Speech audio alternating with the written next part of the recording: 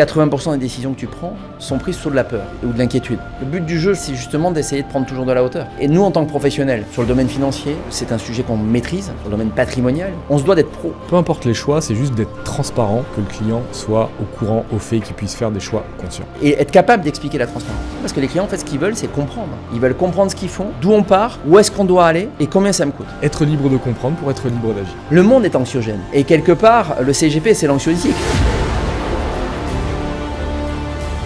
Nous remercions les partenaires pour cet épisode, Madines, le média de référence sur l'économie de demain, et BNP Paribas Asset Management, leader mondial de la gestion d'actifs. Engagé en faveur d'investissements responsables, BNP Paribas Asset Management offre une gamme variée d'ETF, accessibles sur Shares et Shares Pro, pour répondre aux besoins des investisseurs particuliers et conseillers en gestion de patrimoine. Bienvenue dans ce nouvel épisode de Cash Cash, le podcast qui révèle l'entrepreneur derrière le conseiller financier, encore appelé conseiller en gestion de patrimoine, cette profession qui révèle bien des facettes entre conseiller en investissement, la fiscalité, la transmission, la succession. Avant tout, ce sont aussi des entrepreneurs et c'est précisément ce qu'on va regarder dans cet épisode avec un invité de renom que je vais présenter dans un instant. Mais avant ça, un grand merci à nos partenaires, BNP Paribas Asset Management et sa gamme d'ETF que vous pouvez d'ailleurs retrouver sur Shares qui soutient cet épisode, et Madines qui est le média que vous connaissez bien, ce média qui décrypte les tendances de l'économie de demain, qui va publier ce podcast sur leur plateforme Madiplay. Ceci étant dit, laissez-moi accueillir aujourd'hui Jean-Olivier. Comment vas-tu, Jean-Olivier? Très bien, merci de me recevoir. C'est vraiment un plaisir de t'accueillir. Jean-Olivier Housset, tu es, je vais faire un petit peu ton CV pour te présenter, parce qu'après on va de toute façon rentrer dans le détail de tout ça. Donc Jean-Olivier Housset, tu es fondateur du cabinet Centre du Patrimoine à Toulouse. Tu as 20 ans d'expérience dans ce métier, même un peu plus, d'après ce que j'ai compris, on en a parlé juste avant. Tu es aussi le fondateur d'Eparnissimo, un pure player internet. Et c'est extrêmement intéressant, cette double casquette, on y reviendra. Tu es aussi un des fondateurs du Club des entrepreneurs CGP, un groupement de conseillers en gestion de patrimoine. Et on peut dire que tu es, comme on dit, un vieux de la vieille dans ce métier. Est-ce que tu peux nous en dire un petit peu plus sur qui tu es aujourd'hui, mais surtout sur ton parcours et la genèse de tout ce parcours? Alors, la genèse, l'explication du parcours, je vais y revenir. C'est vrai que j'ai démarré assez jeune dans ce métier. En tous les cas, je suis tombé dans le domaine de l'investissement, de la gestion de patrimoine vers l'âge de 20 ans. 20 ans. Voilà. Tu avais fait des études académiques à ce sujet ou... J'ai repris des études académiques par la suite parce que j'ai toujours considéré justement, après quelques années de pratique, que ce métier allait fortement se réglementer.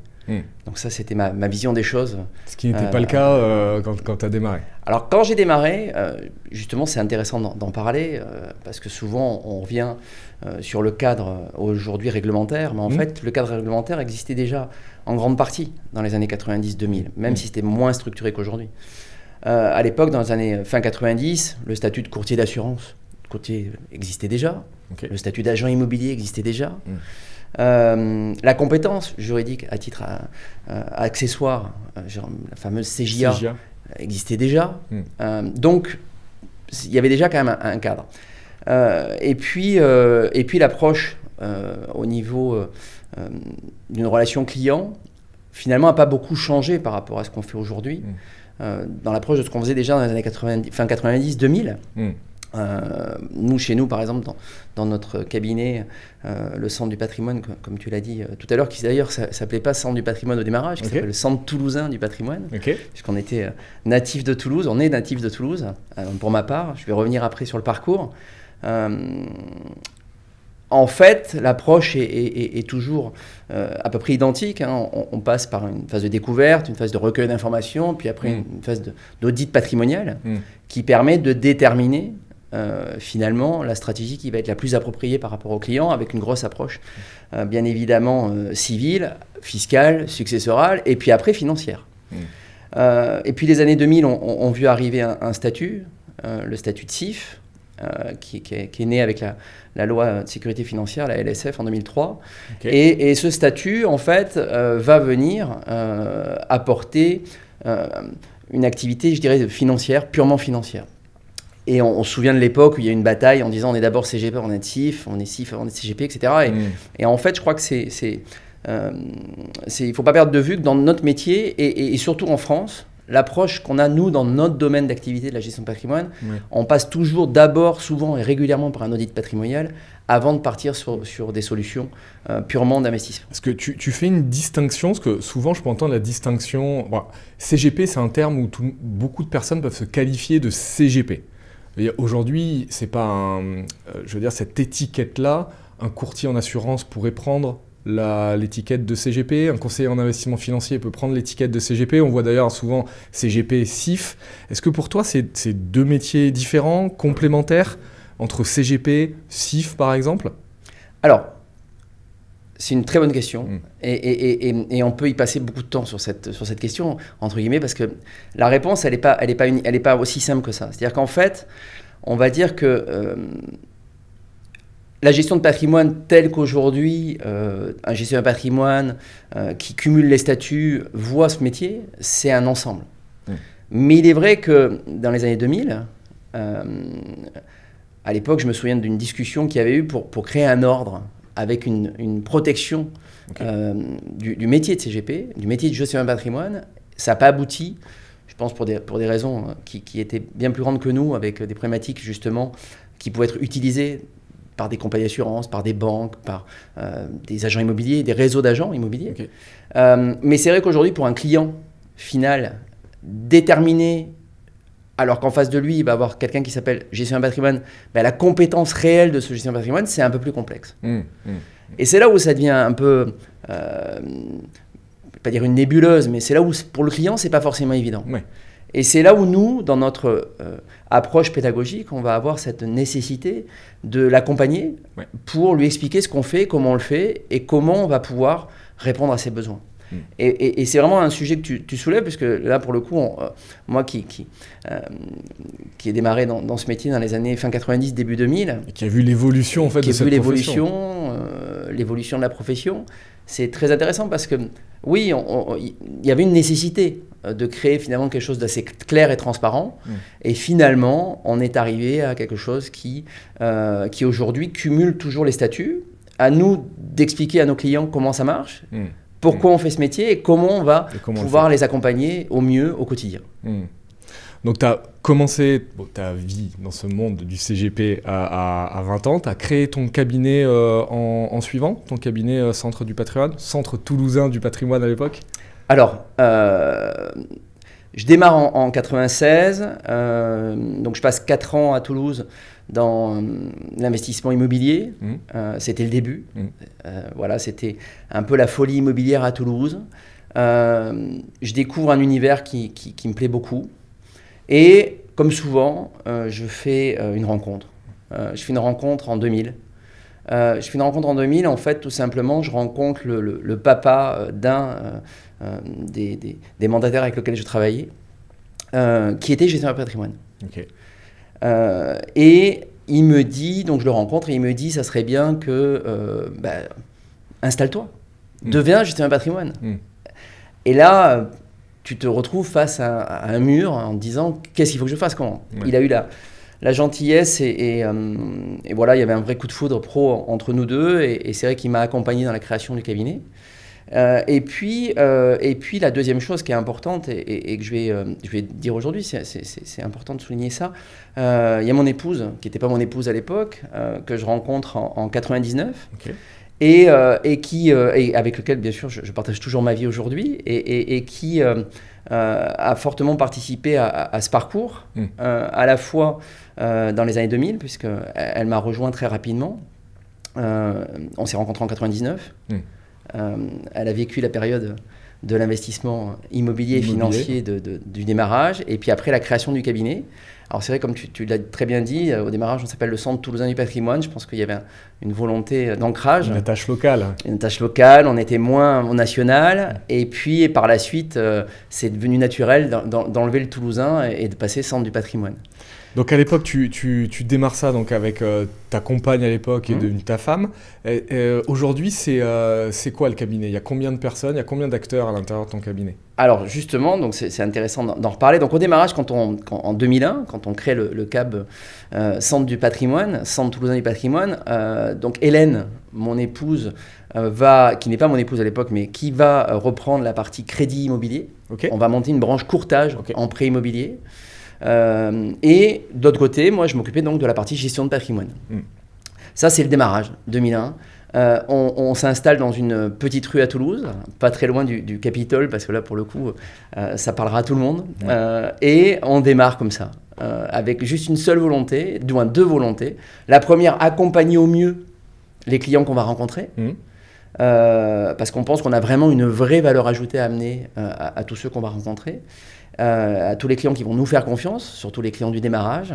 Et puis une deuxième volonté, réussir et puis avoir cette volonté farouche d'être entrepreneur et de se dire on va y arriver. Après, on n'a pas fait un business plan, on ne s'est pas dit voilà ce que ça sera dans 10 ans, dans 15 ans, dans 20 ans. On avait juste envie, c'était y arriver, tout simplement. Généralement, on peut faire des business plans, mais c'est rarement ce qui se passe aussi, quoi. Donc des fois, c'est très bien de laisser passer l'envie et de voir ce qui est là et tout simplement essayer de le faire correctement et puis on voit ce qui se passe. Et quand on voit le parcours maintenant où tu en es aujourd'hui, tu as bien fait de suivre ce chemin-là.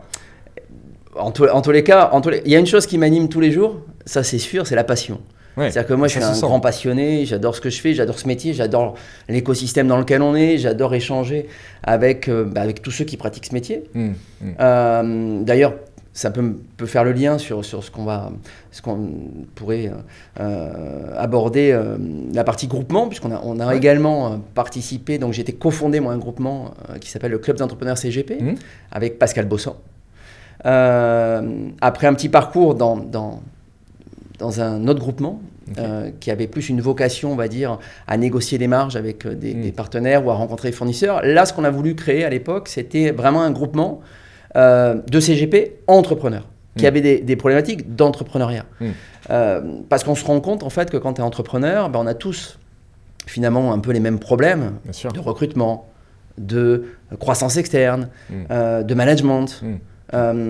Et quand tu es autour d'une table, quand tu parles avec un autre entrepreneur qui est CGP et que tu dis tiens, comment tu as fait pour des entretiens d'évaluation cette année, comment tu fais pour recruter un junior, avec tes pairs qui vivent les mêmes problématiques que toi, qui ont peut-être des raccourcis sur certains points et qui ont besoin des questions sur d'autres et toi tu peux apporter des réponses, ça a beaucoup de sens. Exactement. Et en fait, on n'avait pas une vocation à justement à simplement négocier des marges avec des fournisseurs, c'était pas ça l'idée. L'idée c'était vraiment d'accompagner. Ça nous a permis dans les années 2010 avec notre Vista, notre envie, on a décidé également d'accompagner des jeunes CGP. Donc dans les années 2010, on a décidé de faire des conférences où on a accueilli des jeunes CGP pour créer un peu une pépinière et essayer de les aider au mieux qu'on pouvait, sachant que ce métier, je suis ravi aujourd'hui de voir les chiffres. Quand on parle avec l'ensemble des chambres syndicales, on voit qu'il y a quand même une grosse croissance d'installation. Alors on parle beaucoup de consolidation, mais aussi, moi j'aimerais m'attarder sur ceux qui se créent. C'est vrai. La conso, elle concerne principalement les gros.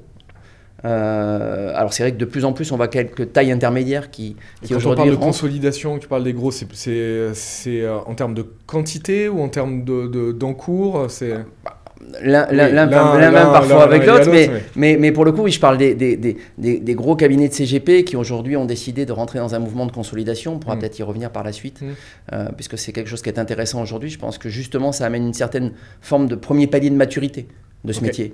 C'est ça qui me plaît, moi. C'est-à-dire qu'en fait, si j'analyse aujourd'hui la consolidation, je pense qu'aujourd'hui, on arrive à un degré de maturité important. Les parts de marché, moi, quand j'ai démarré, année 2000, on était quoi, à 5-7%. Aujourd'hui, on est au double. Malgré tout, voilà, donc ça veut dire qu'on a quand même une croissance de ce métier qui est concrète. Donc ça, c'est plutôt intéressant et je pense que... Et tu vois cette croissance perdurer, toi, dans le temps ?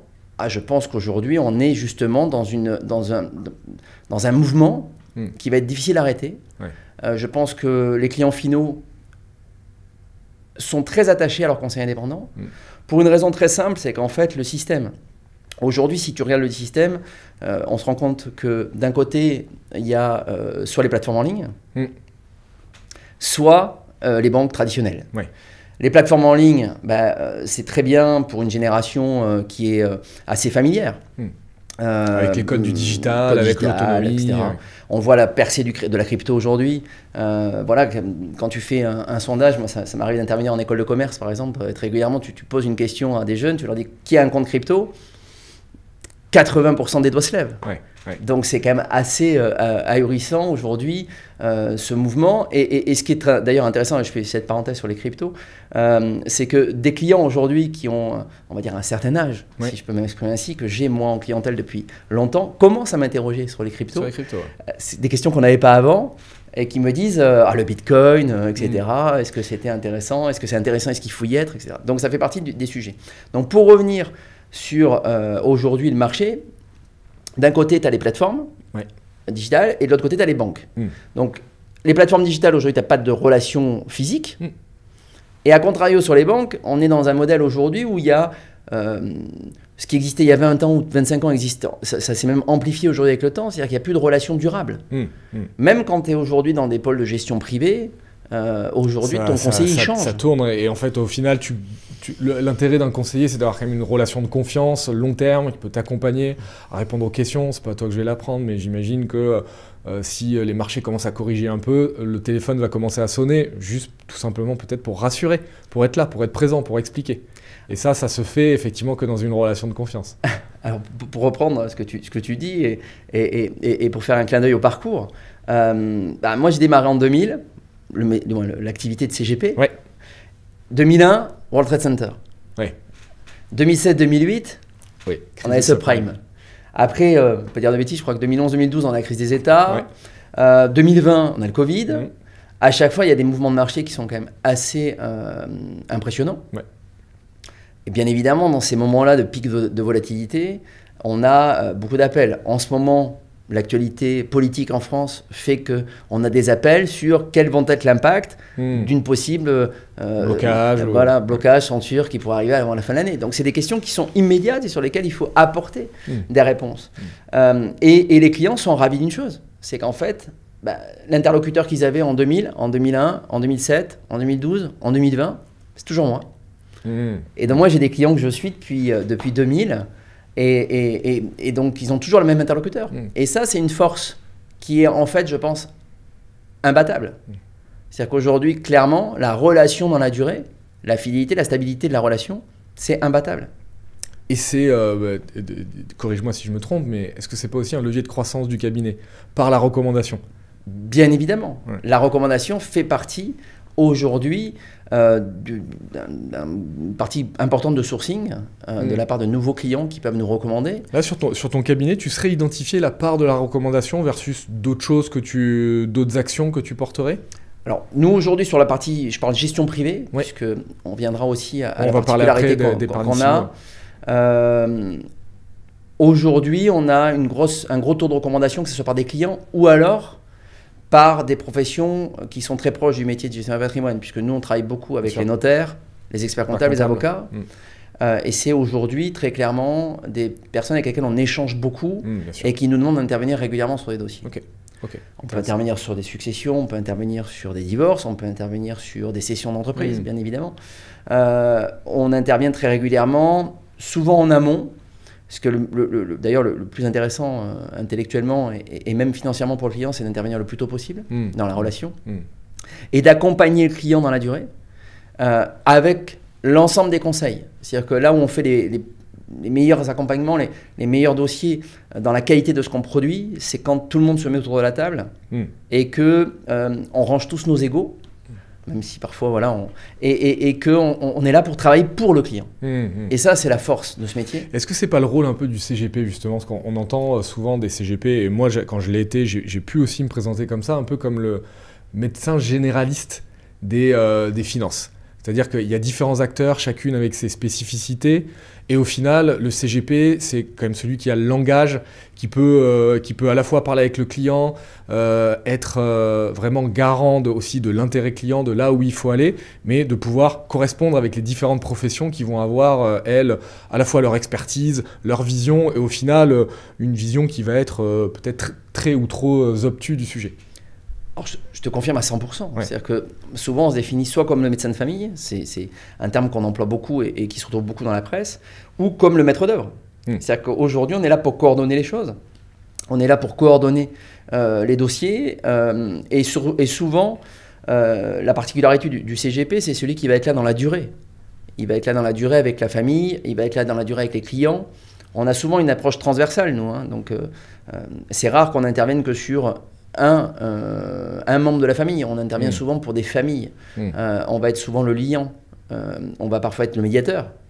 On va parfois, voilà, quand il y a des fratries, on va parfois essayer de coordonner tout ça. Ouais, c'est vraiment un rôle aux multiples facettes, comme on le présentait en intro. C'est complètement. Et c'est un rôle humain. Je trouve que c'est ça qui est dans le monde du CGP. C'est pas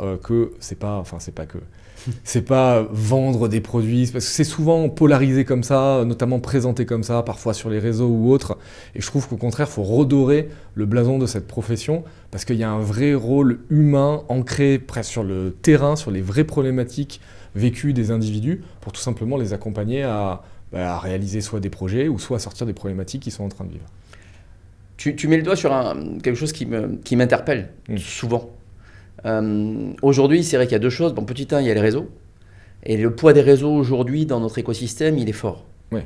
Il est fort. Il est de plus en plus fort. Il est de plus en plus fort, que ce soit sur notre univers professionnel, quand on est sur des réseaux pro, ou que ce soit sur des univers particuliers, personnes, clients, personnes physiques, qui aujourd'hui regardent de plus en plus les réseaux et qui utilisent les réseaux en permanence. Aujourd'hui, je pense que le sens de l'histoire qu'il y a eu depuis 2003, la loi de sécurité financière et la création du statut de CIF, fait qu'à un moment donné, on a perdu, ou on peut avoir perdu, finalement le sens de l'histoire de notre métier. Le métier de conseiller en gestion de patrimoine, c'est celui qui, aujourd'hui, je parle du métier de conseiller en gestion de patrimoine. Vraiment, je fais un focus sur ce métier parce que, en plus, pour moi, c'est encore plus facile d'en parler, puisqu'on va y revenir juste après, ça pourra me faire le lien. On a deux activités. Moi, j'ai deux activités. J'ai une activité de conseil. Donc vraiment de cabinet dont on parle, de cabinet de gestion privée auprès d'individus, personnellement, tu les accompagnes sur le long terme. Traditionnel. Et tu as effectivement Epargnissimo dont on va parler. Et j'ai créé à côté, dans les années 2010, j'ai créé ce qu'on appelle un pure player, qui lui, pour le coup, a le rôle de distributeur. C'est deux métiers qui sont totalement complémentaires. J'y reviendrai. Parce que souvent, en 2010, on m'a dit « Mais pourquoi tu crées un concurrent ?» Alors qu'en fait, pour moi, dans ma tête, c'était clair. C'était pas un concurrent. On n'était pas du tout sur le même marché. On n'était pas du tout sur le même segment. On n'avait pas du tout la même approche. Et donc, c'était vraiment quelque chose de différent. Donc, quand en fait, on a créé donc, le métier, donc je reviens à la partie gestion de patrimoine, il faut revenir à la nature même de la gestion de patrimoine, la gestion privée. Aujourd'hui, c'est accompagner une famille, des dirigeants, des salariés, des retraités, qu'on accompagne dans la construction patrimoniale, sur lequel on va les accompagner à la fois sur tout le pan patrimonial, civil, fiscal, successoral, et puis évidemment financier, immobilier, etc. Donc c'est très large. Mais nous, 100% des clients, alors quand je dis 100%, 95% des clients sur le centre du patrimoine ont toujours en amont un audit patrimonial que l'on va mettre à jour au fil de la relation. D'accord, qu'on va adapter, sur lequel on va faire des ajustements. On va vérifier que ce qu'on a dit il y a 1 an, 2 ans, 3 ans, c'est encore d'actualité. Les gens ont une vie intense. Surtout quand tu travailles, nous, c'est un gros pan de notre activité, c'est les dirigeants d'entreprise. Donc les dirigeants, ça crée, par essence. Ce sont des entrepreneurs, eux aussi. Les situations peuvent changer assez rapidement. Donc, Et l'intérêt, tu en parlais tout à l'heure, quand on parlait d'entrepreneuriat, ben voilà, aujourd'hui, nous, on a des clients entrepreneurs qui parlent des entrepreneurs, donc c'est encore plus facile. Donc c'est compréhensible que quand on accompagne un dirigeant qui va faire une levée de fonds, un LBO, qui va céder une partie à un groupe ou autre, ou qui va vendre tout simplement à son concurrent ou autre, ben on va l'accompagner. Et on est là pour ça, parce que la grande particularité des dirigeants d'entreprise, par exemple, quand on les accompagne, c'est qu'ils passent d'une situation où finalement ils étaient acteurs de leur vie, ils étaient acteurs de leur rémunération, ils déterminaient ce qu'ils faisaient, comment, les arbitrages. Et le jour où ils vendent, là ils sont tributaires du système. Alors soit ils sont bien avant la retraite, et là il va falloir mettre en place des solutions et des stratégies de complément de revenus, de substitution de revenus complémentaires qui vont remplacer les revenus d'activité.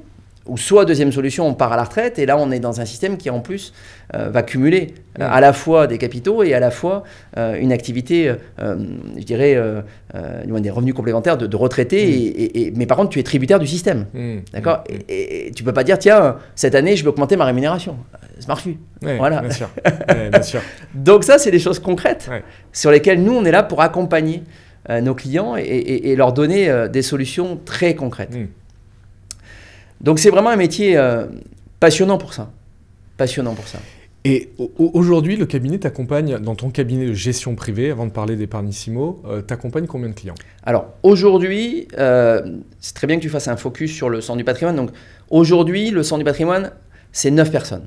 Ok. Donc il y a mon associé, mon épouse, Hélène Barousset, qui m'accompagne, avec laquelle je suis donc depuis 1999, qui est associée depuis le démarrage, qui partage avec moi mes hauts, mes bas, qui a toujours été là. La vie de l'entrepreneur. Ouais, qui a toujours été là. Ouais, c'est vrai qu'elle a toujours été là pour être l'équilibre. Ouais. C'est l'équilibre, c'est celle qui te permet d'avoir un cap, tu vois, et de maintenir ton cap.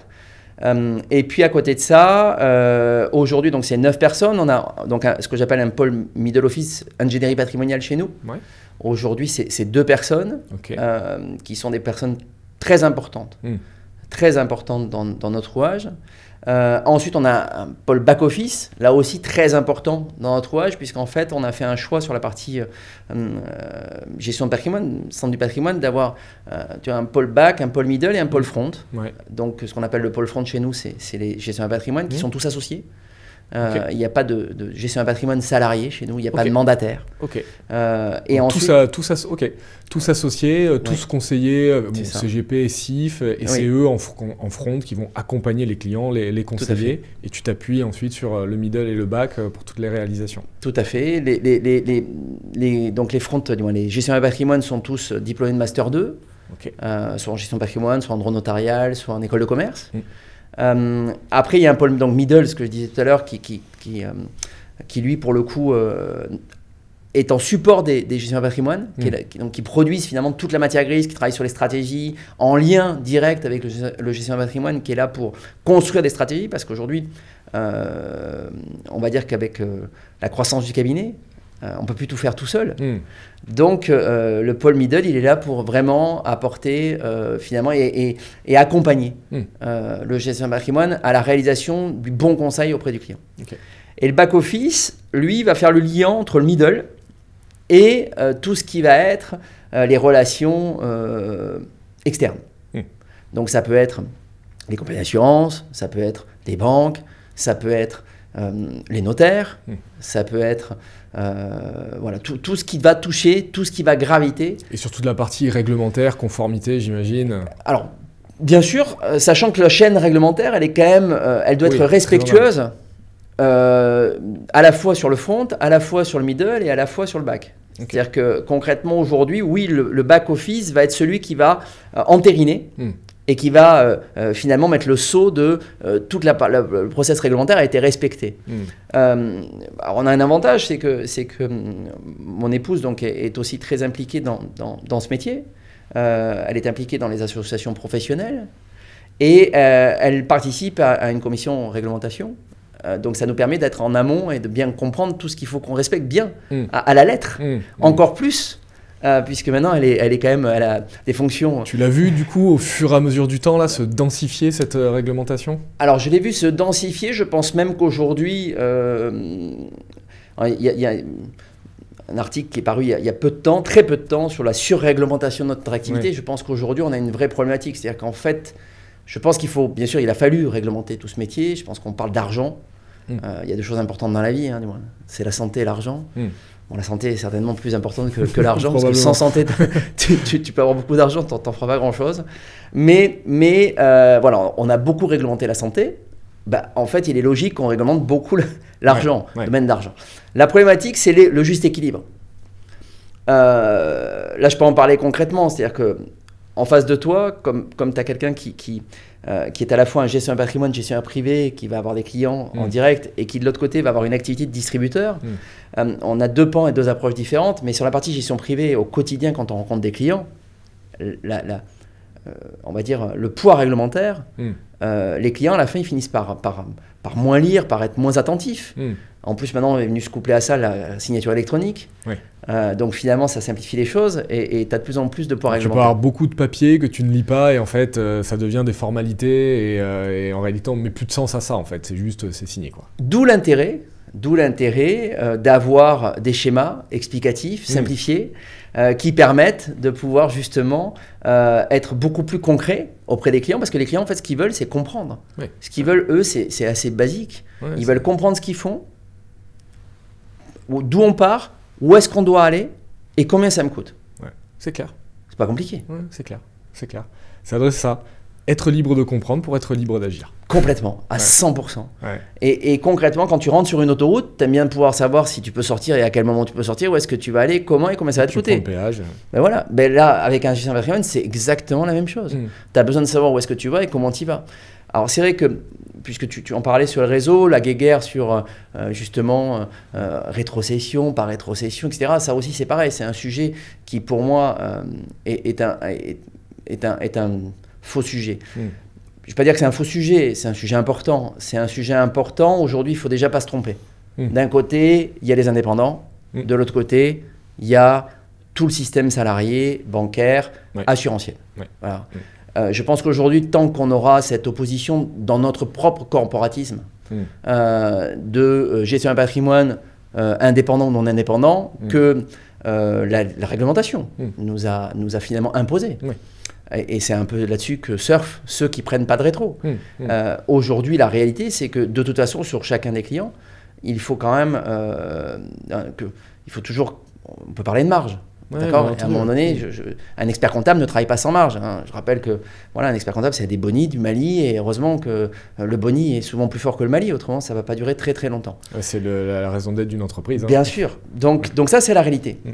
Après, il y a ce qu'on appelle quelque chose qui est normal, anormal, proportionnel, pas proportionnel, etc.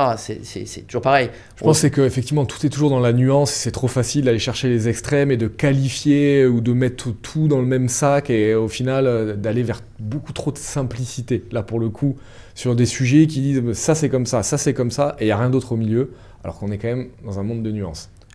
À 100%. C'est-à-dire qu'en fait, aujourd'hui, la nuance, c'est l'essentiel. Exactement. Aujourd'hui, et c'est là où je suis à 100% en adéquation avec tout ce qui se dit au niveau des chambres syndicales. Aujourd'hui, l'important, c'est la transparence. Et être capable d'expliquer la transparence. Ouais, mais c'est le plus important en fait. C'est peu importe les choix, c'est juste d'être transparent et que le client soit au courant, au fait, qu'il puisse faire des choix conscients. Bien sûr, à 100%. Et aujourd'hui, si l'équilibre réglementaire est respecté entre tous les acteurs, qu'aujourd'hui, le client a la capacité de choix, et qu'il n'y a pas de problématique particulière, à partir de ce moment-là, moi je dis, allons-y, voilà, bingo, on y est, on est bien. C'est pas le sujet. Mais aujourd'hui, pour moi, le vrai débat de fond, c'est quel est le service qu'on amène aux clients, qu'est-ce qu'on lui amène comme valeur ajoutée, comment on l'accompagne. Moi aujourd'hui, j'ai des clients qui m'appellent le jeudi soir à 23h, le samedi ou des fois le dimanche. Bon, le dimanche, c'est assez rare, je vais quand même le reconnaître, mais je réponds. Les marchés sont fermés le dimanche. Mais je réponds. Je réponds. L'inquiétude. On est dans un métier. Le monde est anxiogène. Oui, c'est clair. Et quelque part, le CGP, c'est l'anxiolytique. D'accord. Et toi, par rapport à ça, est-ce que tu arrives à te dissocier de tout ce pessimisme ambiant ou de cette anxiété? Est-ce que tu arrives à te détacher toi-même en tant qu'individu pour pouvoir conseiller les gens, de prendre un petit peu plus de hauteur de vue? Alors, moi j'ai un naturel très optimiste ou assez optimiste, même si parfois je peux avoir, comme tout le monde, des phases de doute et de grands doutes. Ma grande chance là aussi, c'est d'avoir justement mon épouse qui elle est plutôt flat, elle est toujours constante. Donc ça c'est l'avantage, elle n'est jamais trop optimiste, jamais très pessimiste. Tu peux t'accrocher quand ça commence à descendre. Donc quand ça commence à descendre, tu te raccroches et là tu dis, elle est là, et tu dis non mais tout va bien, regarde on est en bonne santé, tout va bien, et prendre du recul et voilà. Donc c'est vrai qu'aujourd'hui on a très clairement des zones de stress qui sont de plus en plus importantes parce que le sourcing est de plus en plus fort. C'est-à-dire qu'aujourd'hui, tu as du push en permanence. C'est-à-dire que si on reprend, là, on est en fin novembre 2024, on est en train de vivre une actualité dense en politique. Je veux dire, il faudrait être sourd pour ne pas l'entendre. Aujourd'hui, c'est quand même repris en boucle par l'ensemble des médias. Et il y a des vraies questions sur, effectivement, qu'est-ce que ça va donner. Écrit, etc. Et tu as de la spéculation. Ouais. Voilà, tu entends une émission de radio et tout d'un coup on te dit tiens, la France emprunte plus cher que la Grèce, voilà, et tout d'un coup c'est anxiogène. Et surtout c'est la seule phrase que tu captes. C'est la seule phrase que tu captes et tout d'un coup les gens qui n'ont pas forcément la connaissance ou la culture vont se dire ah oui mais c'était grave, pas grave, comment, etc. Et en fait je crois que on dit souvent que les décisions dans la vie, c'est pas qu'on le dit, c'est la réalité, 80% des décisions que tu prends sont prises sous le sceau de la peur ou de l'inquiétude. Le but du jeu, je pense, dans la vie, c'est justement d'essayer de prendre toujours de la hauteur. Et nous, en tant que professionnels, sur le domaine financier, je pense que c'est un sujet qu'on maîtrise, sur le domaine patrimonial, on se doit d'être pro. Et un pro, c'est comme si un chirurgien demain, tout d'un coup, sur une opération à cœur ouvert, il perdait ses moyens. Pas possible. A contrario, moi, tu mets dans une salle d'op avec une opération à couvert, je pense que je fais une défaillance immédiate. Bon, qui ne le ferait pas. Et à contrario, quand t'es, je pense, pour moi, un pro du secteur, il faut justement être capable d'apaiser et de rassurer. Et de comprendre également que avec le temps aussi, des fois, tout s'arrange. Et que les décisions hâtives, dans les phases de stress, forte volatilité, mais c'est vrai sur tout. Je sais pas, là, depuis 3 mois, depuis l'événement politique qu'on a vécu, tous ceux qui vont se dire, tiens, je m'en vais, voilà, c'est quand même une décision. C'est des réactions.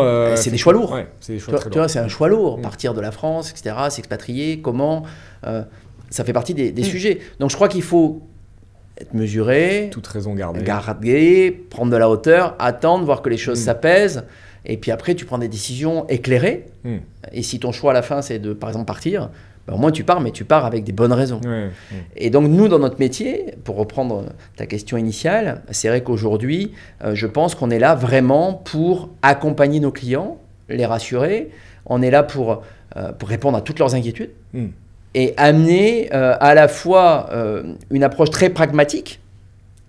Et je ne vais pas dire, on n'est pas là non plus pour rassurer, mais on est là pour être pragmatique. On est là pour dire voilà, quelles sont les conséquences, qu'est-ce qui se passe demain. Voilà. Aujourd'hui, c'est clair que par exemple, les marchés des taux, les actions, les gens, ils ont pas une compréhension intuitive. Non, c'est sûr. Je pense qu'on est aussi en France, on a aussi une culture financière qui n'est pas extrêmement forte. Et donc, c'est à nous, en tant que professionnels, d'accompagner nos clients, l'éduquer, simplifier, schématiser, de manière à pouvoir les accompagner, à leur faire comprendre ce qui se passe. Je crois qu'il y a un vrai rôle de l'éducation financière et des conseillers à être le relais de cette éducation financière, au moins de base. C'est pas nécessairement, on ne dit pas qu'ici, l'éducation financière, tout le monde doit devenir un expert, c'est pas le sujet. Mais il y a quand même des bases à acquérir pour justement comprendre ce qui se passe et ne serait-ce que pouvoir communiquer simplement avec les autres et avec son conseiller. Alors, pour revenir à ce que tu dis, je pense que ça, c'est une des forces, en fait, d'un bon gestionnaire de patrimoine. Celui qui va être capable d'accompagner, qui va être capable de synthétiser, qui va être capable d'expliquer avec des mots assez simples ou avec, justement, des schémas ou une image. On dit souvent qu'une image vaut mieux que 1000 mots. Et c'est quelque chose que j'applique depuis 24 ans, même depuis que j'ai démarré, même si je dessine très mal. Mais en fait, moi je dessine très mal aussi. Maintenant, j'utilise des outils pour ça. Mais à l'époque, ce que je constatais quand moi j'ai été conseiller en gestion de patrimoine, au final, au départ, je commençais un peu comme tout le monde avec des slides toutes prêtes, toutes propres. Et qu'en réalité, il n'y avait pas mieux qu'une feuille blanche, un stylo, griffonner tout ce qu'on était en train de raconter, mais qui venait cristalliser de la connaissance. Les gens repartaient avec cette feuille qui était pourtant parfaitement illisible, mais ils repartaient avec parce que tout simplement, ils avaient compris, ils avaient suivi le déroulé. Je suis à 100% d'accord avec toi.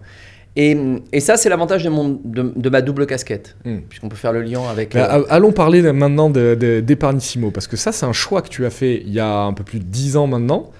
qui peut questionner. Tu peux comprendre que ça peut questionner de l'extérieur. Tu as un cabinet de gestion privée dont tu viens de nous parler, Centre du patrimoine, qui se développe bien, tu as des collaborateurs et tu fais un choix en 2010, dans les années 2010. Tu fais un choix en 2010 de créer Epargnissimo. Qu'est-ce que c'est Epargnissimo? Alors, Epargnissimo, c'est ce qu'on appelle dans le jargon financier un pure player, puisque son activité est à 99% sur le web, sur Internet, sur la sphère digitale. Et oui, c'est un vrai choix. Un vrai choix de créer Epargnissimo. Alors, pour revenir justement et pour faire le lien entre tout, quand je crée le centre avec l'activité gestion privée en 2000, j'aurais pu faire un choix de modèle hybride. Ce que j'appelle un modèle hybride, c'est un modèle sur lequel finalement tu as un cabinet qui est de gestion privée à Toulouse, qui va avoir un rayonnement national et qui va avoir finalement une grosse approche digitale. Okay. J'ai pas fait ce choix parce que justement j'ai toujours considéré qu'il était très complexe d'accompagner dans le conseil un client qui aurait du temps à me demander, mais en n'étant pas à proximité et qui aurait finalement plus des besoins produits que des besoins de conseil, parce que c'est très clair qu'aujourd'hui sur la gestion de patrimoine, il faut quand même une certaine taille d'actifs ou une certaine des flux ou du stock pour que ça commence à devenir intéressant. Sûr. Même si nous, de par notre vocation et de par l'orientation qu'on a eue, on n'a jamais mis ce qu'on appelle de seuil d'entrée ou de ticket d'accès au centre du patrimoine. Moi, j'ai toujours considéré que c'était le temps que tu passes. Intéressant. J'ai toujours considéré que c'était le temps que tu passes. Alors après, bien évidemment, après 3, 4, 5, 10 ans, si on voit que finalement la relation s'est pas développée, il faut discuter avec le client et faire des choix parce que lui, il va pas être satisfait, toi, tu n'es pas satisfait, il faut trouver un équilibre. Bien sûr. Donc quand je crée le Epargnissimo et quand je fais ce choix, en fait, c'est un choix stratégique. C'est un choix sur lequel je me dis, tu vas créer un pure player. On va dire qu'on est sur la première vague des pure players. Les fintechs ne sont pas encore arrivés, puisque les fintechs, c'est 2010-2020. Et tu crées un pure player qui va avoir une vocation, c'est de créer des contrats sur mesure qui vont répondre à 100% du besoin du marché. Donc contrat d'assurance vie. Contrat d'assurance vie, contrat d'épargne long terme. Oui. Et à la base, en 2010, d'ailleurs, je ne me limite pas à ça. Je me dis, tiens, on pourra peut-être faire d'autres choses. Oui. Et je pars donc au démarrage, bien sûr, sur l'assurance vie, qui est aujourd'hui, pour reprendre un terme aussi beaucoup utilisé, c'est le placement préféré des Français. C'est près de 1900 milliards, près de 2000 milliards. Dans cours sous gestion. Dans cours sous gestion. C'est aujourd'hui une collecte 2024 qui est aussi encore très importante cette année. Donc ça veut dire que ça n'a pas perdu de sa superbe. L'assurance vie reste aujourd'hui le couteau suisse, un des outils les plus faciles d'accès et les plus utilisés en gestion de patrimoine. Donc, je me dis, on crée un pure player avec une orientation de distribution. De toute façon, ce pure player ne sera pas concurrent du centre du patrimoine. C'est pas du tout la même approche, c'est pas les mêmes clients, c'est pas les mêmes besoins. Tu n'adresses pas les mêmes problématiques ni les mêmes clients en fait. Tu n'adresses pas les mêmes problématiques, tu n'adresses pas les mêmes clients, tu auras une orientation nationale, voire internationale. Et je ne me suis pas trompé, puisqu'aujourd'hui, on a 15%, entre 10 et 15% d'expatriés. Ok. Oui, aujourd'hui, quelqu'un qui va se retrouver dans des pays étrangers va pouvoir, grâce au digital, ouvrir et gérer. Et l'orientation, c'est de se dire, tiens, aujourd'hui, je vais construire des contrats qui... parce qu'en tant que gestionnaire de patrimoine, je sais ce que c'est un bon contrat. En tous les cas, voilà, à force d'expérience. Donc, je vais construire des contrats qui soient adaptés au marché, qui soient très qualitatifs. Et par contre, on va faire du conseil semi-industrialisé. Ok. C'est-à-dire qu'en fait, l'idée, c'était de mettre en place des outils qui permettaient aux clients d'accéder à du conseil. Donc, tu fais du conseil, on va dire, quand je dis semi-industrialisé, c'est que tu fais par exemple des vidéos. On a été parmi les premiers à faire des vidéos dans les années 2010. Ok. D'accord. On a fait des vidéos. Aujourd'hui, c'est assez répandu la vidéo, mais dans les années 2010... Qu'est-ce que c'est le fonds euro? D'accord. Boum. Et là, tu fais 1 minute 30, 2 minutes sur le fonds euro. Qu'est-ce que c'est un contrat d'assurance? Comment ça marche? La relation tripartite sur un contrat d'assurance. C'était vraiment de la création de contenu pour éduquer, pédagogique, pour que les gens puissent comprendre et pour ensuite y aller. Complètement. Donc, tu fais du... Après, dans les années, un petit peu plus tard, quelques années après, on a créé des modèles d'allocation d'actifs. J'ai un profil prudent, j'ai un profil équilibré, j'ai un profil dynamique. Bien sûr, l'important, c'était de respecter le profil de risque. Mais à partir de là, comment je peux mettre en place mon allocation? Et le troisième sujet, c'était le faire vivre. Faire vivre les allocations. Au-delà de la gestion pilotée, au-delà de la gestion profilée, au-delà de la gestion à horizon, c'était vraiment des allocations où finalement le client, il est maître de ce qu'il peut mettre en place ou pas mettre en place. Aujourd'hui, Epargnissimo, c'est combien de clients? C'est 2500, 3000 clients. C'est 2500 à 3000 clients. C'est aujourd'hui donc ça s'est fortement accéléré depuis 3 ans. C'est environ entre 3 et 500 nouveaux clients par an. Ok. Ça s'accélère encore cette année. Et là, tu es seul à gérer Epargnissimo ou tu as plusieurs personnes? Alors non, je ne suis pas seul. Quand je parlais de 9 personnes, ça fait partie des... Ça fait partie. Okay. On a beaucoup de postes qui sont Tu as les mêmes ressources sur Centre du patrimoine, sur qui agissent aussi sur Epargnissimo. En fait, j'ai toujours considéré qu'aujourd'hui, sur la partie... Alors, j'ai une personne dédiée sur Epargnissimo. C'est même une personne et demie, puisque j'ai un webmaster qui fait 80% de son temps sur Epargnissimo, 20% sur le centre. J'ai après, bien sûr, un conseiller commercial dédié à Epargnissimo, parce que là, il faut quand même avoir de la ressource. Quand tu gères 3000 clients, tu as de plus en plus d'appels, de conseils. Donc ça, c'est le service client. Au final, si j'ai un besoin, si j'ai une question, je tombe toujours sur quelqu'un. Et après, les postes qui sont mutualisés avec le centre, c'est le back et le middle. Ok. Pour 2 raisons, et ça c'est très intéressant, c'est-à-dire qu'on a essayé d'en faire une force, c'est-à-dire que ça c'est notre plus-value aussi sur Epargnissimo. Quand j'ai un client qui nous contacte sur un contrat de capitalisation, qui a un démembrement, c'est des choses en fait naturelles pour nous, d'accompagnement, sur une clause bénéficiaire démembrée, sur des choses un peu techniques.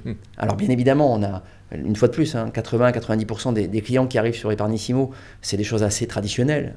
Voilà, c'est pas trop complexe, mais dans les 10, 20, 30%, ça va nous permettre d'accompagner sur l'ingénierie. Et c'est de l'ingénierie, finalement, aujourd'hui, qu'on fait tous les jours. Dans le cabinet, donc en fait, c'est assez malin. Et donc, en fait, j'ai un conseiller commercial qui, lui, est là pour répondre à des problématiques à 80%, mais dès qu'il va y avoir des questions techniques, il va pouvoir s'appuyer sur la compétence technique de nos services, en back ou en middle. Et dans le coup, et ça peut nous permettre aussi, et là, je fais le lien et je fais la synthèse de tout, c'est la quadrature du cercle, on va dire. L'idée, c'est aussi que certains clients qui auraient des besoins en gestion privée, qui sont clients d'Epargnissimo, bien en fait, on puisse les accompagner sur le centre. Et ça nous est arrivé à plusieurs reprises. Ça nous est arrivé plusieurs reprises parce que des clients qui, tout d'un coup, n'ont pas envie d'être harcelés par leur banquier, leur conseiller, et qui d'abord ont une démarche Internet, digitale, qui veulent se renseigner, qui disent tiens, on va pouvoir ouvrir un contrat. Et derrière, tu discutes et un des associés du centre du patrimoine est le directeur du développement d'Epargnissimo. Ok. Comment tu fais avec Epargnissimo aujourd'hui pour acquérir de nouveaux clients? Quelle est ta stratégie pour acquérir des nouveaux clients sur Epargnissimo? Alors, la stratégie, elle est simple. Elle est simple pour moi parce que c'est vrai qu'aujourd'hui, je suis un peu dedans. Mais en fait, oui, elle est assez simple. Aujourd'hui, la stratégie Epargnissimo, elle est recommandation, parrainage, elle est acquisition. Alors, pour des termes un peu techniques, pour ceux qui sont connaisseurs, SEO, SEA, on achète des mots-clés. Référencement naturel, payant. Ensuite, on fait beaucoup de médias, on fait beaucoup de webinaires, on anime beaucoup de thématiques et de contenus pédagogiques pour accompagner nos clients. Donc le parrainage, ça en fait partie. Les offres de bienvenue, qui est aujourd'hui un des vecteurs de croissance également. La presse, spécialisée, généraliste. Voilà, on est souvent dans les revues, les bonnes revues financières, dans les classements. Ça aussi, ça te permet d'avoir de la visibilité. Et ça te permet surtout de gagner en visibilité. Et on a 2 approches aujourd'hui sur Epargnissimo. Il y a un vrai choix après 13 ans, 14 ans de développement. Un choix qui se veut être sur de l'épargne long terme, dédié donc à de l'épargne ou dédié à l'épargne retraite. On a fait un choix de ne plus accompagner, et ça a été un choix au fil du temps, puisque voilà, aujourd'hui, on n'a pas voulu se diversifier. D'accord. Quand je dis plus accompagner, c'est qu'on n'a pas voulu se diversifier. On veut vraiment être focus. Pas se diversifier sur d'autres enveloppes. C'est ça. On veut se dire, aujourd'hui, on sait bien faire ça. Aujourd'hui, c'est un marché qui est quand même très profond, sur lequel il y a vraiment des choses à faire. On préfère aujourd'hui très bien accompagner nos clients sur le vecteur de l'assurance vie et de l'épargne retraite, et de bien les accompagner. Parce que je crois que là aussi, c'est pareil. J'ai entendu beaucoup dans le passé, un petit peu moins aujourd'hui, mais beaucoup de gestionnaires de patrimoine qui me disent « Ah oui, tu crées un site et les clients viennent tout seuls. Non, ça ne marche pas comme ça. Ça ne marche pas forcément comme ça. Non, ça ne marche pas comme ça. Poser la question à beaucoup de fintech, savoir si ça marche comme ça, je ne crois pas. Et non, ça ne marche pas comme ça. À un moment donné, il va falloir quand même faire du contenu, animer. Alors bien sûr, ce n'est pas les mêmes axes de développement, mais non, ça ne marche pas comme ça. Il va falloir vraiment avoir une approche différente. Proactive. Enfin, ça reste, enfin, ce qui est, ça pourrait être deux entreprises complètement différentes avec chacune leur problématique, leur stratégie d'acquisition, etc. Ce qui est, je trouve, assez brillant dans ce que tu as fait, c'est que tu arrives et on comprend mieux quand tu l'expliques, parce que de l'extérieur, on pourrait questionner. J'imagine que certains te questionnent, un cabinet de gestion, Epargnissimo, d'accord, mais là, à t'entendre, en fait, ça paraît assez naturel. En fait, alors à 100%, c'est-à-dire qu'en fait, quand j'ai créé Epargnissimo en 2010, on m'a dit « mais pourquoi tu crées un concurrent ?» Mais en fait, dans ma tête, c'était clair, c'est pas un concurrent. C'est deux activités différentes, complémentaires. Je pense que le marché est quand même assez large. Et là, c'est pareil. De la même manière, ce que je disais tout à l'heure, il faut arrêter d'opposer les conseillers qui ont fait un choix de rétrocession et ceux qui ne prennent pas de rétro. Il n'y a pas les bons et les mauvais. Voilà. Ben, de la même manière, il n'y a pas les bons distributeurs et les mauvais distributeurs. Je crois qu'aujourd'hui, il y a plein de pure players sur le marché. On va dire je ne parle pas des fintechs qui sont encore, pour moi, un autre sujet. Je parle des pure players qui sont créés dans les années 2000, qui font très très bien le job. D'accord, qui ont développé, qui essayent de développer des branches de gestion privée, etc. Mais qui ont des très très bons contrats, des très bonnes solutions d'épargne. Et je pense que plus on sera nombreux dans la sphère indépendante, et plus finalement on deviendra mature, plus on sera dans un marché. Voilà, on est passé de 5-7% de part de marché sur les CGP à 10-15% en 25 ans. Bah, si demain on arrivait à 25% dans les 10 prochaines années grâce au phénomène, et là on peut faire le lien aussi avec la consolidation, je pense que la consolidation c'est aussi quelque chose qui est positif pour une partie du marché, pas dit pour tout le marché, avec d'autres travers dont on peut parler aussi, certainement. Mais la consolidation, c'est aussi une phase de maturité du marché. Donc moi, je trouve ça bien de voir d'où on est parti. Je ne l'ai pas dit, mais je me souviens de l'article. J'ai rencontré, bien sûr, je l'ai dit au démarrage, un gestionnaire de patrimoine qui m'a fait déclencher, qui m'a accompagné pour monter. Et puis j'ai eu un article à l'époque je ferai un clin d'œil vintage, ça sera le clin d'œil vintage du podcast. À l'époque, ça s'appelait La vie financière. Et il y a un article que j'ai gardé et qui est gestion de patrimoine. Et à l'époque, il y avait qu'est-ce que c'était le métier de gestion de patrimoine. Et cet article est vraiment, finalement, c'est la synthèse de ce qu'on fait aujourd'hui. On n'a pas réinventé l'eau chaude. Donc pour toi, si on reprenait cet article, ça serait presque ta réponse à ce que c'est un CGP aujourd'hui. Ah oui, complètement. La seule chose qui a évolué, c'est 2003 la LSF avec le statut de CIF, mais autrement, cet article, tu le reprends, il y avait la CJA, agent immobilier, etc. À l'époque, je me souviens qu'il y avait eu une interview du président de la CNPP de l'époque, et l'ancêtre de la CNCGP aujourd'hui, et qui présentait le métier, comment ça fonctionnait. Et ça m'a donné l'envie de faire ce métier. J'ai trouvé ça génial. Je me suis dit, c'est géant d'accompagner des clients de manière transversale. Donc, aujourd'hui, sur la partie marché, je crois qu'il faut arrêter d'opposer en disant, voilà, c'est pas tout blanc ou tout noir, tu l'as dit tout à l'heure, c'est la nuance. Il faut simplement juste avoir une éthique, pouvoir à un moment donné avoir une bonne approche. Et de la même manière, j'ai jamais opposé les CGP entrepreneurs avec les CGP qui font ce métier en tant que plus profession libérale. Parce qu'il y a quand même 80% du marché ou 90% du marché où c'est des structures où il va y avoir 1, 2, 3 personnes. Alors c'est de plus en plus complexe parce qu'il y a le poids de la réglementation et qu'aujourd'hui tu es obligé de respecter beaucoup de process qui nécessitent forcément du back-office. Mais aujourd'hui, très clairement, il y a quand même ceux qui ont plutôt un modèle profession libérale et d'autres qui vont avoir un modèle entrepreneur. Et puis après, maintenant, il va y avoir un troisième modèle qui est un modèle de groupe financier, qui en fait finalement pour moi il vient s'ajouter aux deux premiers modèles, C'est-à-dire que là, tu vas avoir des fonds d'investissement, des banques, qui vont, à un moment donné, alors des banques moins, mais des fonds d'investissement, où voilà, c'est principalement ceux qu'on retrouve aujourd'hui, et qui vont venir dans un univers qui... et je pense que le déclenchement, en fait, le déclencheur, c'est le Covid. Le Covid, c'est le déclencheur. Alors, bien sûr, il y a la maturité du marché. Il y a le fait que le marché aujourd'hui était quand même à un certain niveau. Et puis, tout d'un coup, il y a eu le Covid, toutes les activités ont beaucoup souffert. Pas la nôtre. Pas la nôtre. Et aujourd'hui, j'entends beaucoup le même mot, c'est résilience. On a une activité résiliente qui, finalement, quoi qu'il advienne, arrive toujours à résister. Et je pense que ça, le modèle de la récurrence et le modèle de la résilience font que ça intéresse beaucoup les fonds d'investissement. Donc tu verrais là des fonds, enfin tu imagines que tu le vois, ou peut-être tu es même courtisé toi-même par des fonds d'investissement qui seraient intéressés à se positionner sur ce vecteur du conseil en gestion de patrimoine via des groupements ou des cabinets déjà installés pour pouvoir les développer? Alors aujourd'hui, bien sûr, on peut être sollicité, c'est une certitude. Mais aujourd'hui, ça existe déjà. Je veux dire, concrètement, les fonds d'investissement sont dans notre activité depuis 4-5 ans. Bon, un petit peu plus anciens, puisque je crois que les premiers fonds, sur les premiers dossiers auxquels je pense, un peu plus de 10 ans. Mais aujourd'hui, très clairement, on voit une vague qui s'accélère. Les fonds d'investissement, les premiers tours de table ont été finalisés. On en est souvent au deuxième tour de table. Ce que je remarque aujourd'hui dans la phase de consolidation et de développement de ces groupes d'investissement, c'est qu'on commence à avoir des nouveaux groupes qui arrivent, qui n'étaient pas là il y a 3 ans, qui arrivent. Donc c'est en train de s'élargir. Je pense que ça aussi c'est très favorable pour moi à l'ancrage du métier de gestion de patrimoine dans le paysage de l'économie, de la finance en France, tout simplement.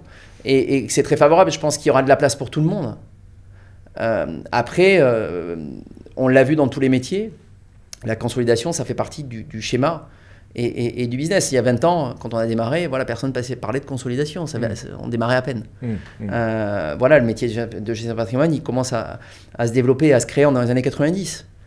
Développement 2000, là aussi je reviens sur la loi de sécurité financière et statut de CIF, 2010, et aujourd'hui quand on voit la structuration ne serait-ce que des chambres syndicales, c'est pareil, c'est incroyable. On est passé de chambres syndicales sur lesquelles en plus tu n'étais pas obligé d'adhérer, et aujourd'hui tu as des chambres qui sont, je vais les citer, et je vais essayer de ne pas faire de jaloux, que ce soit l'ANACOFI, la CNCGP, la CNCIF, la compagnie CGP, qui aujourd'hui, très clairement, en fait, c'est le passage incontournable, puisque tu es obligé d'être adhérent de ces chambres pour avoir le statut de CIF. Et derrière, alors toutes les chambres ne sont pas équivalentes, elles n'ont pas la même approche, il y en a qui sont plus généralistes que d'autres qui sont plus petites que d'autres. La plus historique, parmi les plus historiques, si je ne me trompe pas, là c'est la CNCGP et la CNCIF, avec la CNCEF avant. Donc voilà, ça fait partie des schémas un peu historiques. Et aujourd'hui, on est dans un schéma, pour moi, de consolidation, mais qui n'est pas... Moi, je ne le prends pas comme quelque chose de négatif ou d'ultra positif. Ça fait partie du sens de l'histoire. C'est la vie. Ça fait partie du sens de l'histoire et qui va écrire. Et qui va finir par vraiment ancrer dans le paysage français le métier de gestion de patrimoine, on va dire libéral, puisque le terme indépendant, on ne peut plus trop le dire, mais libéral, ou en tous les cas, quand on parle d'indépendance, indépendance capitalistique, ça j'y reviens à chaque fois, c'est-à-dire qu'aujourd'hui, nous, on a plutôt quand même des cabinets aujourd'hui sur lesquels le capital est détenu par le propre dirigeant, par les propres dirigeants, la famille ou autre, et rarement, et pas par des banquiers ou des compagnies d'assurance. Et là, ce qui change aujourd'hui avec la consolidation, c'est que c'est des fonds d'investissement. Ma crainte, ou une des craintes qu'on pourrait avoir, c'est justement qu'on revienne à finalement un modèle qui soit un modèle d'architecture fermée sur lequel les groupes vont proposer leurs propres solutions. C'est que quand tu pèses plusieurs milliards, aujourd'hui quand tu pèses plus de 10 milliards, très clairement, tu es capable de créer tes propres solutions. C'est d'ailleurs parfois très intéressant parce que tu vas avoir accès à des deals auxquels tu n'aurais pas accès quand tu es petit, etc. Donc ça peut être intéressant pour les clients, mais il peut y avoir une part voilà, l'ombre, le côté obscur. C'est toujours, c'est que à partir du moment, deux faces d'une même pièce. C'est ça, et c'est qu'à un moment donné, tu vas pouvoir et tu n'auras plus aujourd'hui ton libre arbitre en tant que CGP si tu fais partie d'un groupe. Donc ton libre arbitre, il va être faussé. Et c'est là où il peut y avoir un écart. Quand tu es CGP libéral, indépendant capitalistiquement, bah, la part d'ombre, tu peux l'avoir aussi. Hein, mais pour le coup, quand même, tu as une architecture ouverte et tu es beaucoup plus libre de tes choix dans la sélection des produits, de ce que tu vas faire. Et si demain, tu as un de tes partenaires qui ne te convient pas ou qui ne te, voilà, dans l'analyse, bah, tu pourras très bien dire et faire le choix de ne pas travailler avec lui ou d'arrêter de travailler avec lui. C'est le gros avantage. Que demain, si tu es dans une phase de consolidation, bah, tu n'auras pas trop le choix. Voilà, et la seule solution que tu auras, c'est de partir en fait. Oui, bien sûr. Avant de te poser la dernière question qui va clôturer notre superbe échange, j'aimerais que tu te prêtes à un petit exercice si tu l'acceptes. C'est en quelques questions définir un peu toi-même, ton profil investisseur. Je vais te poser des questions et tu réponds un peu instinctivement avec ce qui te vient, avec ce que tu es surtout. Immobilier ou bourse? Les deux. Très bien. Prudent, équilibré ou dynamique? Dynamique mais réfléchi. Ton enveloppe fiscale favorite pour préparer ta retraite? Ça va être facile, je veux dire l'assurance vie. Mais par exemple, le PEA est un très très bon vecteur. Excuse-moi de répondre, mais le PEA par exemple est un très bon vecteur. La dernière fois que ton portefeuille a perdu moins 20%? Le Covid. Le 20 mars. C'était entre je ne veux pas dire de bêtises, entre le 18 février et 16 mars 2020. Les crises, c'est en général des dates qui marquent. C'est ça. Ça a duré 4 semaines, 40% sur les marchés. On s'en souvient. L'investissement dont tu ne pourrais plus te passer? L'investissement, je ne pourrais plus me passer. Je peux me passer de tous les investissements. Je veux dire, concrètement, aujourd'hui, je peux me passer de tout. Je ne peux pas me passer de mes marches dans la nature, de mon vélo. Mais tu peux te passer des investissements. Mais les investissements, je ne peux pas passer. Et une question un peu plus ouverte, ta position sur les cryptos? Alors, ma position sur les cryptos, je vais paraître vieux jeu. C'est-à-dire que je pense qu'en fait, il y a deux choses. C'est assez schizophrène, ma réponse. Ma position sur les cryptos, c'est que je pense qu'aujourd'hui, le sens de l'histoire fait qu'on ne peut pas omettre les cryptos ou on ne peut pas ne pas s'y intéresser. Pour le coup, c'est quelque chose qui m'intéresse, mais moi, ce qui m'intéresse, c'est la techno qui est utilisée dans les cryptos, comme par exemple sur le Bitcoin, la blockchain. Ça m'intéresse. Parce que la blockchain aujourd'hui, c'est un vrai sujet de technologie qui va être déployé dans toutes les industries. Donc ça me plaît, ça me passionne. Ensuite, la réalité aujourd'hui, c'est que ça reste une monnaie non régulée, ça reste une monnaie un peu offshore, ça reste... voilà, maintenant ça a une valeur sur les marchés d'un point de vue, mais quelle est réellement ta valeur quand avec un Bitcoin, tu ne peux pas aller acheter une baguette? Pour l'instant. Bon, ceci dit, une baguette à 97 000 $, ça ferait un peu cher la baguette. Mais tu as des petites unités de Bitcoin qui te permettraient de le faire. Exactement, mais tu utiliserais voilà, des petites unités. Donc aujourd'hui, très clairement, ce que je vois, je préfère parler de ce que je vois sur la partie Bitcoin, et tu vois, c'est toujours le revers professionnel que j'ai, l'approche pas que personnelle. Et aujourd'hui, très clairement, sur le Bitcoin, ce que je vois, c'est que, ce que je disais en amont de ce podcast, c'est que j'ai des clients qui ont finalement un certain âge, si je peux m'exprimer ainsi, qui commencent à me parler fortement de la crypto. Et c'est là où tu vois le mouvement de tendance. On l'a vu dans le passé. Donc je pense qu'aujourd'hui, très clairement, ça va devenir quelque chose d'un peu familier, la crypto. Maintenant, quel va être le stade d'après? Le stade d'après, c'est la démocratisation de la crypto. C'est-à-dire la capacité de pouvoir réellement acheter des biens de consommation avec la crypto. Et pas simplement dans le métaverse, quoi. Je veux dire, à un moment donné, c'est aussi la capacité d'aller acheter, je répète, ta baguette, ou d'aller t'acheter une voiture, ou t'acheter un sac à main, ou t'acheter des chaussures, avec demain ton portefeuille crypto. Alors c'est un peu vrai, aujourd'hui tu peux un peu le faire, puisque malgré tout tu peux déposer des bitcoins ou de la crypto dans des comptes et avoir une carte bleue associée par exemple, c'est possible. Bien sûr. Et donc tu peux dépenser finalement ta crypto. Mais c'est pas encore quand même quelque chose, j'ai pas encore... en tout cas c'est un écosystème qui se structure, qui avance et que tu surveilles. Alors que je surveille très fortement, et pour synthétiser, aujourd'hui tu peux pas encore acheter par exemple ton appartement avec ton bitcoin, mais le jour où tu vas pouvoir le faire, là les choses vont évoluer. A contrario, aujourd'hui, quand tu vois ce qui se passe sur le marché par exemple de l'achat immobilier, ben, on voit quand même que ça se structure. La blockchain pourrait faire partie d'un petit chamboulement de toutes les parties juridiques que l'on vit au quotidien de par le fonctionnement de la blockchain. Un grand merci Jean-Olivier, tout ce temps. Je pense que beaucoup vont nous écouter, vont entendre la sagesse de tes paroles et la passion qui émane de ce que tu penses de ce métier de conseiller en gestion de patrimoine. Si je devais te laisser le mot de la fin pour des jeunes CGP qui se lanceraient, en une phrase ou 30 secondes, qu'est-ce que tu leur dirais? Alors, je leur dirais passion, envie, persévérance. C'est mes maîtres mots que j'ai commencé. Ça a toujours été vraiment quelque chose qui a construit mon parcours. On me dit souvent, tu ne te serais pas installé aujourd'hui? La réponse est non. Oui, je me serais installé. C'est pas vrai. Rien. L'insouciance, quand tu démarres, il faut que tu la gardes, cette insouciance. Bien évidemment, aujourd'hui, les choses se sont structurées, on l'a vu, mais tout ça, c'est des process. Donc tout ça, ça se met en place. Il suffit que voilà, tu développes, et puis finalement, quand tu pars d'une page blanche, c'est pareil. C'est plus simple d'adapter les process que quand tu es un vieux CGP et qu'on te dit, tiens, il va falloir faire une réglementation. Donc aujourd'hui, pour le mot de la fin, ce que j'aimerais vraiment dire aux jeunes, c'est allez-y, foncez si vous aimez accompagner les clients, si vous avez envie voilà, de démocratiser l'épargne, si vous avez envie d'être un peu un coach financier, un coach patrimonial, ce métier, il est magnifique. Il est magnifique. Donc allez-y avec passion.